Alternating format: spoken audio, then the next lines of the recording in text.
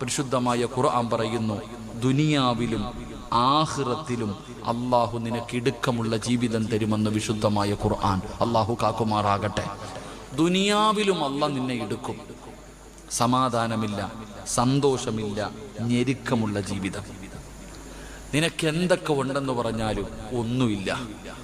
നിനക്ക് അള്ളാഹു എന്തൊക്കെ തന്നിട്ടുണ്ടെങ്കിലും ഈ ദുനിയാവിലും അള്ളാഹ് നിന്നെ വെറുതെ വിടത്തില്ല, ആഖിറത്തിലും നിന്നെ വെറുതെ വിടത്തില്ല. അള്ളാഹ് നിന്നെ വേദനിപ്പിക്കും, അള്ളാഹു നിന്നെ ഇടുക്കും, നിന്നെ പ്രയാസപ്പെടുത്തും, നിന്റെ സമാധാനം കളയും, നിന്റെ സന്തോഷം കളയും. എന്തുകൊണ്ട്?